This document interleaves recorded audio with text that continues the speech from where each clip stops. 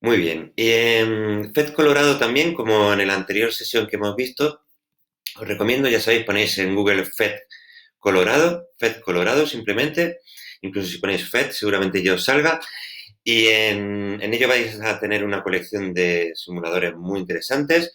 Yo me he ido a las simulaciones dentro de biología, no se me explica aquí, ¿de acuerdo? Biología, y habría elegido uno que se llama la máquina de genes, el Operon LAC. Vamos a ver, es una simplificación quizá excesiva, pero bueno, va a ser también bastante interesante. Bueno, recordamos, vamos a introducir aquí la leyenda. Podéis parar en cualquier momento el vídeo si necesitáis mirar más tranquilamente qué es cada cosa, a pesar de que lo voy a ir diciendo. Y aquí a la izquierda en la pantalla vais a tener una chuletilla que yo os he puesto. Respecto, por ejemplo, al libro, si vais a la página 254, vais a tener que uno de los genes, tenemos tres genes implicados. El tercer gen, su función no se conoce mucho. Nos van a importar los dos primeros genes, ¿vale? El LAC-Z y el LAC-I. Entonces, el LAC-I lo tenéis en el libro con Y. Aquí lo tenemos con I latina, pero da igual, ¿vale? Aquí tenemos la chuletilla.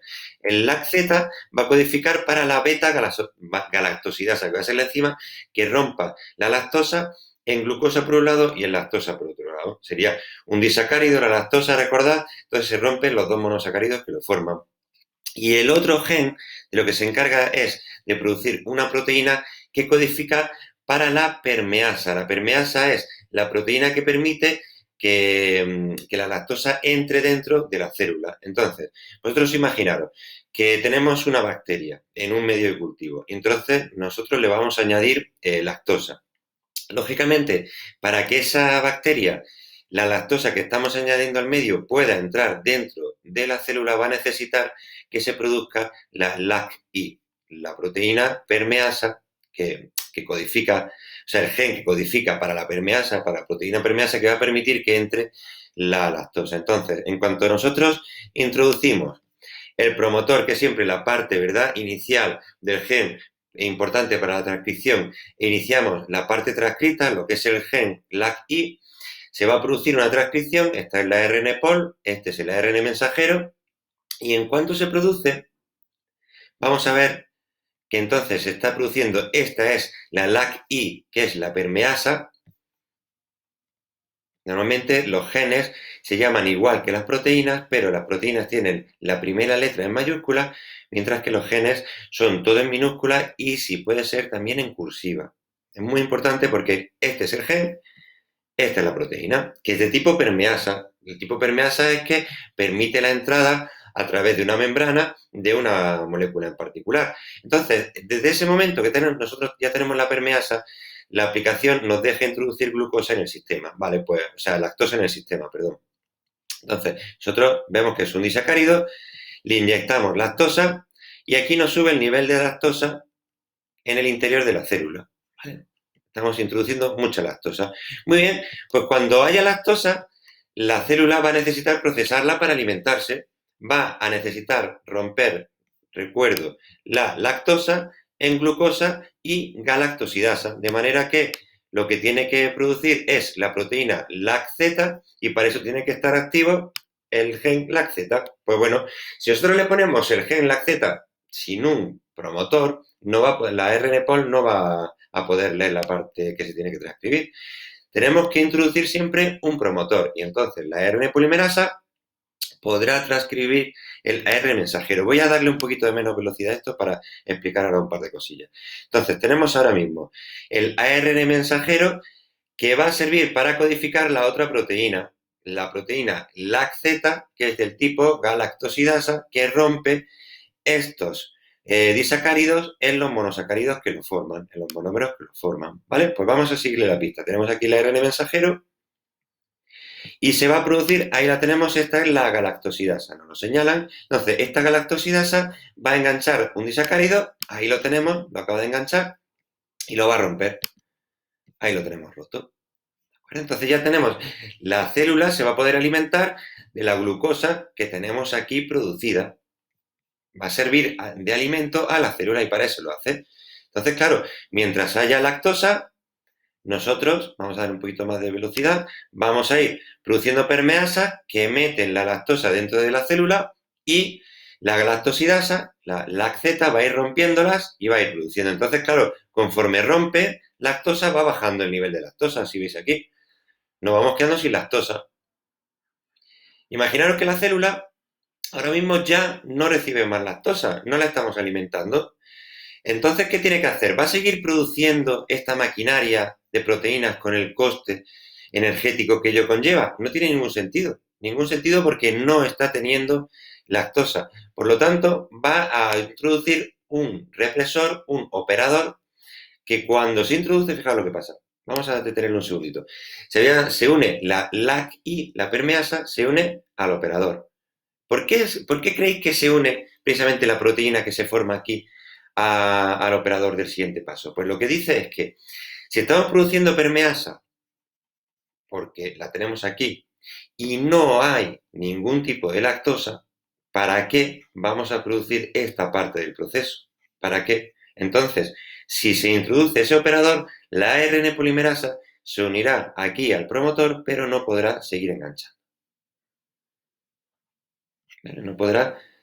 Siempre que tengamos la permeasa, se va a unir a ese represor y la ARN polimerasa no puede hacer su efecto. ¿De acuerdo?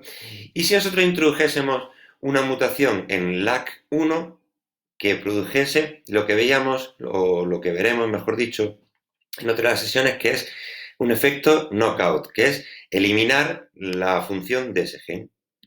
¿Qué pasará? Pues entonces no se va a producir la proteína permeasa LAC1, no se va a producir, mientras que el siguiente paso va a seguir estando reprimido. Vamos a esperar a que se separe esa parte. ¿Y qué ocurrirá a partir de ese momento? ¿Qué ocurrirá?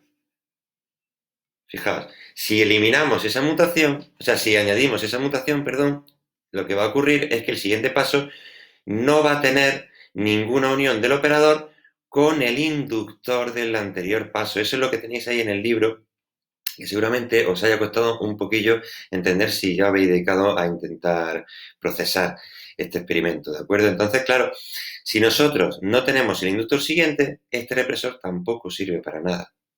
Y se va a producir esta proteína con algún sentido. ¿Va a tener algún sentido producir la lacteta? No, porque aunque tengamos, que no lo tenemos ahora mismo, lactosa, no vamos a tener una permeasa que introduzca la lactosa. Entonces, fijaos, vamos a meter lactosa. Claro, aquí nos falla la simulación porque nos permite meter la lactosa pese a que no tengamos permeasa, ¿vale? Es un pequeño bug que tiene esta simulación.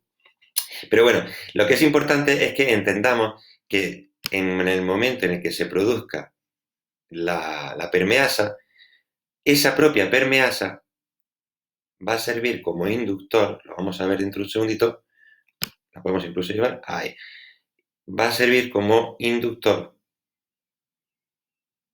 para que no se produzca más. ¿Vale? Va a servir como represor que se une al operador. Bueno, espero que os haya quedado más o menos claro. Es un concepto, un experimento un poquito complicado, pero lo más importante de este experimento, a la hora de resumirlo y explicarlo, es que nosotros tengamos en cuenta que conocemos los dos genes implicados, conocemos la función de las proteínas, conocemos que cuando nosotros producimos las proteínas va a ser porque haya una fuente de lactosa. Si no hay fuente de lactosa, lo que va a hacer la célula es que actúe el operador que inhibe. Ese operador necesita, para su propia actuación, que exista proteína del otro gen, muy importante, ¿vale? Que se haya producido permeasa, para que se produzca la inducción de ese represor. Yo sé que son conceptos a veces un poco complicados, De manera que ya la RNPOL no pueda pasar. Si no tenemos el inductor, la LAC-I de este operador, sí que se podría seguir realizando la transcripción. Por lo tanto, hay una relación en realidad entre los dos genes, entre la función de los dos genes. Muy, muy, muy, muy importante que lo tengamos en cuenta. ¿De acuerdo? Venga, muchísimo ánimo y seguimos con esta clase. Venga, hasta luego.